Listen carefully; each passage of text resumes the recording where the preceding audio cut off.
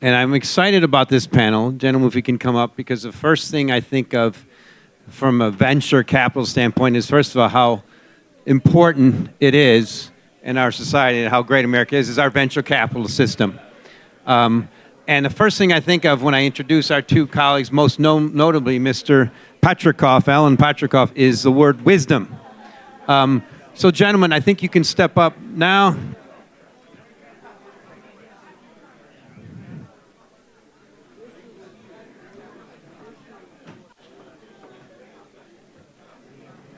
Alan, pleasure meeting you. Thank you. Ludwig, good seeing you again. Thanks, Mike. Sounds good. So our fireside chat will be between Ludwig Schulze, Ludwig, I love that name, and Mr. Patricof, Alan Patricof. And I just want to ask one first question of you, Alan, when I meet you, is I emulate to be like you. First thought is, what are you drinking? Because I just want to get to where you are in life, to be where you are and do what you've done. My mic? Yeah, I think your mic. Yeah, you're good. It is. First of all, let me tell you all that I will celebrate my 90th birthday in 2 weeks.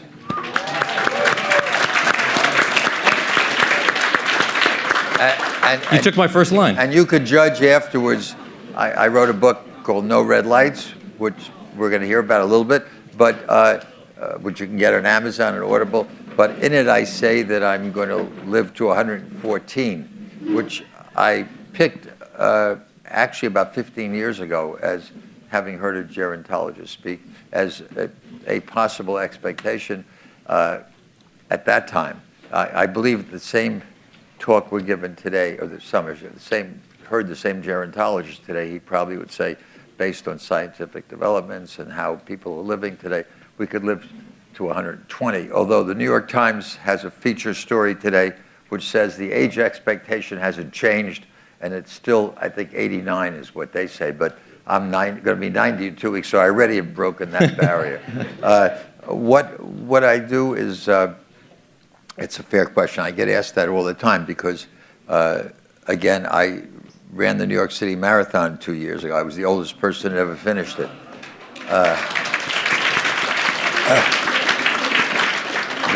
The same year I went to Burning Man, and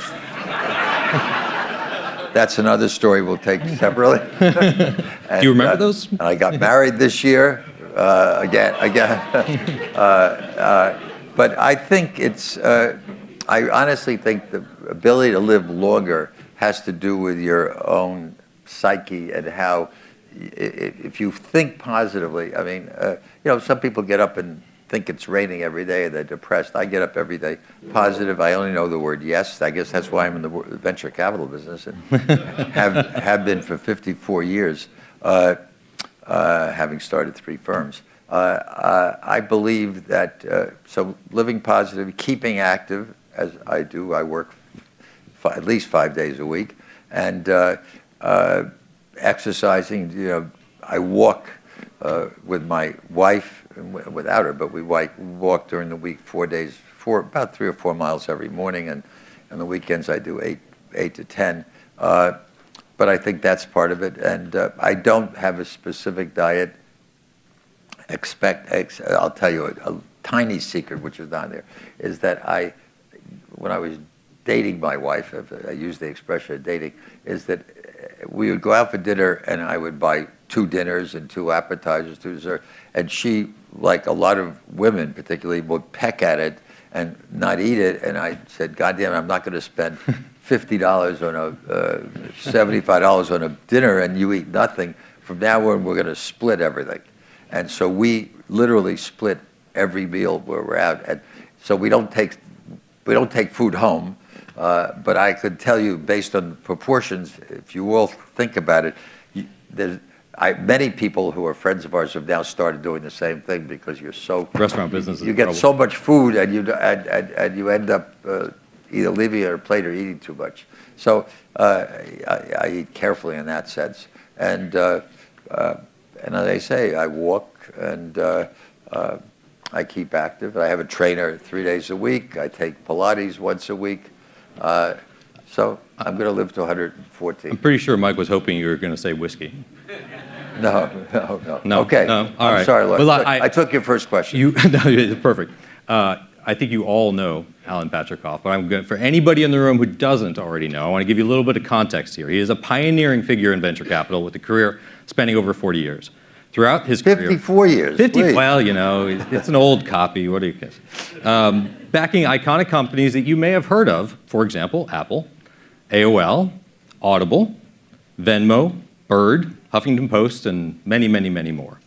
And all of that is very nicely documented in his most recent autobiography, No Red Lights. Encourage you to take a look. Alan entered the industry in its formative years, and that's where we're going to start with our questions, with Patricof & Co., which ultimately became Apax Partners. Apax today is an over $50 billion AUM. 75 billion. Yeah, details. No, but it's in how these things, they keep growing. In 2006, he then founded Greycroft, a venture capital firm to invest in leading and early expansion stage companies, including in digital media, where you had a lot of success, and is currently investing its 5th fund? I want to, because every other number's been wrong. So I think they might. I think no. I think Greycroft's on its 7th fund. 7th fund. There you go. So old data from there. Most recently, Alan co-founded Primetime Partners with Abby, a venture fund that invests in the people and companies that transform the quality of living for older adults. And Abby just had a feature in Fast Company, right? Yeah. We're actually going to leave it on the tables. It's really, really a good piece. It's interesting. This was not. I came today because I was invited, but today is honestly Aging Awareness Day. I didn't declare it that. If you look in the books of what, every day there's something, but today is aging awareness, right? Ageism awareness. And this article by my partner, Abby Levy, ran in Fast Company this morning, and we put copies on the table, and I don't know if we have any others left. My assistant is here, and she can help you. This is a very hot subject, and 4 years ago, Abby Levy and I, who had known each other because she was the founding president of Thrive Global, which is Arianna Huffington's second company. Her first company was the Huffington Post, which I had been involved with, and I also invested in Thrive Global. And so I was an investor, so Abby and I got to know each other, but only at board meetings, and we found out through one of my sons about 4 years ago that we were both very focused on this issue of people getting older. The fastest growing part of the population are people over the age of 60. And there'll be more people over 60 than under 18 in the next 15 years or so. So they're living longer, they have more money to spend, they're healthier, they can do more things, they can work longer, and we both, like Archimedes' Eureka, I found it, we both realized at the same time this was a very fertile area, and so we started a fund. To the chagrin of a lot of people, it isn't a big fund. I didn't want to overinflate and then be forced to put more money out into an idea that was at its nascent stage. So we raised a $50 million fund. We're just in the process of raising a $60 million fund, which is appropriate, of which we've already closed on 45, and we're well along. We made 35 investments in the first fund, and when we started, the whole concept of longevity and aging and wellness was not on everybody's mind. Today, it's on everybody is discussing it. We invested in a longevity chain of longevity clinics called Centogenics, and when we invested early on in Primetime, there maybe were 3 or 4 or 5 longevity clinics or things that were called that around the country. Today there are maybe hundreds, for all I know, but every city or every major city certainly has more than one company that's focused on what people want. They want us to know, how can I live longer, whether it's nutraceuticals, hormones, doing bone scans, taking biomarkers, and trying to avoid heart disease, Alzheimer's to the extent you can. My previous wife died after 12 years of Alzheimer's, so I know fair amount about that subject. But everybody would like to do something, even if it's delaying a few years, and it's a front and center. And there isn't a day that goes by that there isn't a conference or article about aging or wellness. There's an article, it was an article yesterday in the Times about a very important issue, which was recommended by one of the candidates to extend caregiving to compensate for people who are offering caregiving at home. There are now supposedly over 50 million people who are taking care of someone, whether it's a wife, a grandmother, a husband, whatever, who is homebound in some way, and they have to give up time from work, which reduces productivity, to give care. And so there's a movement along that's been proposed. President Biden had proposed it. It got voted down in this administration, but it's back again. That will compensate people who have to, in addition to paid caregivers, of which there's an enormous shortage. Yeah. So that's a big issue. We've seen something very similar with one of our portfolio companies called Forta Health that pays the family members to care for their autistic pediatric children. So lots of innovation occurring in the health tech space and longevity space, et cetera. But I want to go all the way back. Tell us a little bit about your first deal in venture and how venture deals have changed. All right. It may bore you a little bit, but give you a little perspective. When I started out in the business in 1970, there was no venture capital industry. It was the deal business. And in New York, actually, the only two firms I could think of that were around were Lionel Pincus, who ran Warburg Pincus, and I started Alan Patricof Associates. And in those days, just to give you a contrast, we had hardline phones. The phone virtually, and no computers. And believe it or not, we were doing analysis. This is really going to put me in a historic perspective. We used slide rules. Have any of you ever used a slide rule? So you remember the days. That's how analysis was done before the Monroe calculator came around. It's not that long ago, actually. The phone didn't ring. You had to go out really and find people and say, please take my money. And of course, people were very nervous that idea, having an investment firm that was going to be your junior partner, and you had to now have accounting, you had to have financial statements, and you had to have legal agreements.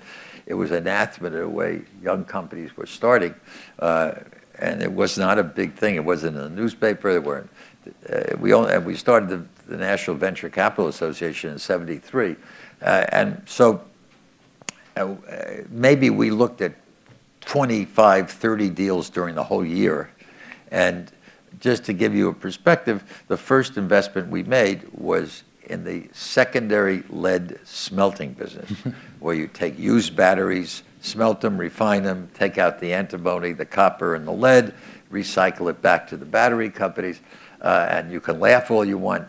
If that company came today, it was called up or wrote or emailed some venture capital firm, they'd probably laugh, or they would be deleted before it started. That company today is the largest secondary smelting company in the world. So from little acorns grow. We only made a $250,000 investment. So but however, that's the kind of business. The second best was in the animal feed supplement business. I think the third one was in the plated wire business. So that today, at Primetime, which is a new concept, we have seen, since we started a little under 4 years ago, we've seen over 2,000 deals. And this year we'll see over 500. And I'd say 90% of them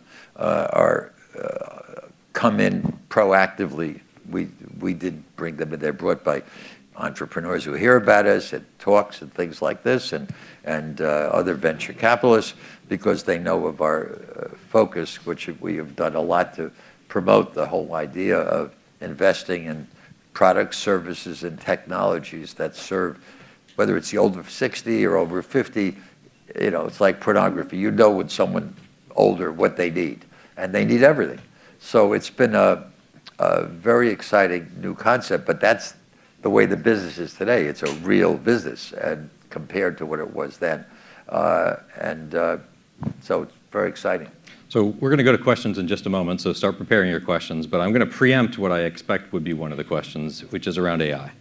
So we know that AI has been conceptually around since the 40s, but in the last few years has gotten a lot more attention, mostly by public use through ChatGPT, et cetera, et cetera. So I'm curious, how would you contextualize AI and its impact versus some of the other waves of innovation that we've seen in the past decades? Well, I like to say I've been through virtually, post-war, almost every what I call revolution, a microchip revolution, the PC revolution, from the storage revolution, the cloud revolution. I was very involved in the cellular revolution, the biotech revolution with Genentech. So I really have seen a lot of major technological developments over my life, my career. And I would say, except perhaps for the biological revolution, which could have enormous benefit, both from my subject right now. We do not invest in any pharmaceuticals or biotech or anything that requires FDA approval. But those, I call myself a cousin to that industry, because the more successful those areas are in letting people live longer, the more they're going to need our services and products and technologies. But AI, I think, is enormous. I mean, there's no way of knowing. I think it has implications far beyond anything we've looked at before. I was telling someone earlier today, I was with a person who's written a new documentary that will be out next year. I don't want to name the name, but it's a documentary about a famous person. It's a 5-part series, and I happened to mention to this person, are you using ChatGPT? And they said, no. I know, what is it? And I couldn't believe they hadn't heard of it. And I said, well, I'll tell you what, I'm going to show you what ChatGPT is. And I took out my phone and I said, I am writing a 5-part documentary about so-and-so, and I would like to know how you would lay out the format of the film, TV series, how you would lay out the script. And in a nanosecond, out came this whole script of what this, and this person was aghast because it was a she. She said, that's what I read. That's my script. I think that nothing that better illustrates what the implications are. And it goes, for education, for healthcare. And in terms of what in our area, it's going to have impact at just beginning. We are not investors in AI. I couldn't with a $60 million fund. And you saw the last fundraising was at 150 billion, investing 7 billion. But I will say this, I think, as I said, I've been through every revolution, and there are always going to be winners, but there are going to be a lot of losers, a lot of dead bodies on the way. When you're investing at these extraordinary values, which are extrapolating all kinds of things, and we haven't yet seen, we're starting to see competition. We're starting to see the implication of the cost structure in terms of electric capacity and chip capacity. We're going to see a lot of failures. Where we will benefit is, and I think every industry will be, is the application of this technology. And I'll give you an example. We saw a company the other day, which is a caregiving management company. And they were telling us that the biggest drain on a caregiver is filling out all the forms in order to be compensated about the patient visit, which is channeled into an actual written form that's needed for documentation. And they explained to me how they could now do everything they would do for looking at a senior who they were visiting, who was homebound, and do it all verbally, and it would be fed in, and using AI, it would fill out the entire form and save them probably a half an hour of their visit. Now, no one lost their job as a result of that, but the drudgery of being a caregiver and having to deal with all these forms. More care can be given. And errors and et cetera. Much more time can be spent in caregiving. So that's just a simple example, but it's all over the place. AI is going to have an implication every place. So Leilani, you want to give some questions? One question.